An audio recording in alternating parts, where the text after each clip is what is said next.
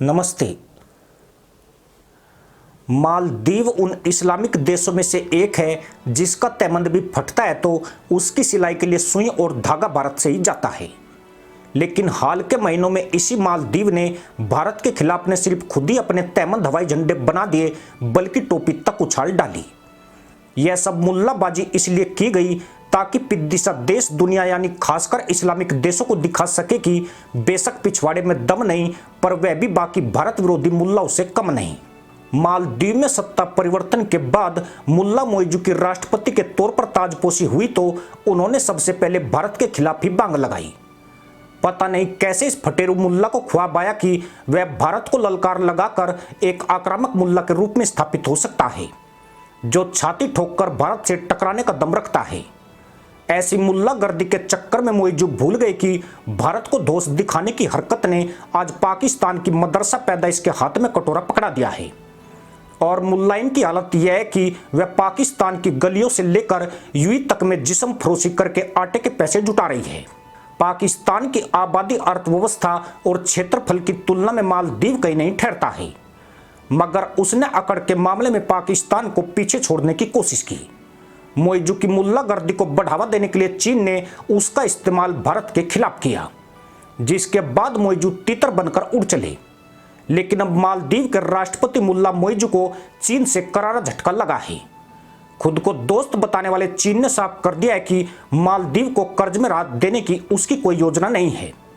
Dragon ने ऐसा तब किया जब मालदीव ने कर्ज में राहत देने की चीन से गुहार लगाई है। दरअसल चीन की तरफ झुकाव वाले राष्ट्रपति अब्दुल्ला यामीन की सरकार के दौरान आवास परियोजनाओं को पूरा करने के लिए चीन से कर्ज लिए गए थे, जिनका मालदीव अभी तक पुनर्भुगतान नहीं कर पाया है।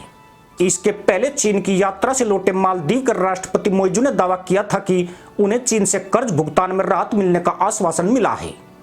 मालदीव को पूरी उम्मीद थी कि कर्ज भुगतान के लिए समय सीमा बढ़ाई जाएगी। मालदीव के बाहरी कर्ज का सबसे बड़ा हिस्सा बैंक ऑफ चाइना का है।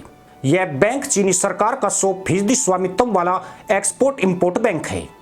पिछले साल की तीसरी तिमाही में मालदीव के ऊपर बैंक ऑफ चाइना का 8 अरब 10 करोड़ मालदीवन रुपए कर्ज था। मालदीव से चीन के मुंह मोड़ने की वजह उसका ड्रैगन की उम्मीदों पर खरा नहीं उतरना है। चीन पूरी तरह मालदीव को भारत से अलग करना चाहता है, लेकिन मोइजू अब चीन पर निर्भर नहीं होना चाहते हैं। उन्हें लगता है कि भारत से दुश्मनी मालदीव को भारी पड़ सकती है। यही वजह है कि जब भारत के साथ विवाद ने मालदीव में भारतीय पर्यटकों की संख्या गिराई और आईएमएफ की ओर से माले को चीन से सतर्क रहने की चेतावनी दी गई तो मोइजू ने अपने विदेश मंत्री को भारत दौरे पर भेज दिया। कहा जा रहा है कि मोइजू की यह पलटी चीन को नागवार गुजरी है। खास बात यह है कि भारत ने एक समझदार पड़ोसी देश का फर्ज निभाते हुए मालदीव का साथ दिया। भारत ने एक बार फिर सहारा देते हुए भारतीय स्टेट बैंक के 5 करोड़ अमेरिकी डॉलर के ट्रेजरी बॉन्ड की अदायगी को 1 साल के लिए स्थगित कर दिया। इसके लिए मालदीव के विदेश मंत्री मूसा जमीर ने नई दिल्ली की यात्रा की थी और भारत से कर्ज में राहत देने का अनुरोध किया था, पर ड्रैगन ने मोइजू का साथ बिल्कुल नहीं दिया। चीन ने मोइजू को साफ कर दिया कि वह कर्ज पुनर्गठन करने के मूड में नहीं है। असल में मुल्ला मोइजू कुछ महीनों तक चीन के सहारों पर नाच रहे थे, लेकिन मालदीव की अर्थव्यवस्था में 60% योगदान पर्यटन का है। भारत से जाने वाले सैलानी मालदीव की कमाई में अहम भूमिका निभाते हैं। जिस वक्त भारत मालदीव विवाद चरम पर था, चीनी पर्यटक माले में भर भर कर आ रहे थे, मगर 1.5 महीने बाद ही वह थाईलैंड भागने लग गए, जबकि भारतीय पर्यटकों ने श्रीलंका की राह पकड़ ली। मालदीव को दोनों ओर से नुकसान उठाना पड़ रहा है। इसी से मोइजू को समझ में आया कि वे किसी एक देश का विरोध करके मालदीव को नहीं चला सकते हैं। भारत चीन की प्रतिद्वंद्विता में फंसकर मालदीव को भारी नुकसान हो सकता है। वह इतना बड़ा देश भी नहीं है जो भारत से टकराने का दुस्साहस कर सके। नतीजा यह हुआ कि अब मुल्ला मोइजू भारत के प्रति अपने सुर बदल रहे हैं, जिससे चीन का नाराज होना लाजमी है। वह कर्ज के पुनर्भुगतान की समय सीमा बढ़ाने के बहाने मालदीव पर दबाव बनाने के प्रयास में है, पर लगता यूं है कि मोइजू को कहीं न कहीं भारत से समर्थन मिल गया है।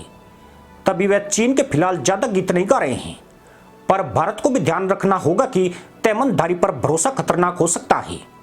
यह किसी के भी सगे नहीं होते हैं। पहले भारत को आंख दिखाई और अब चीन के साथ ही पैंतरेबाजी पर उतारू है।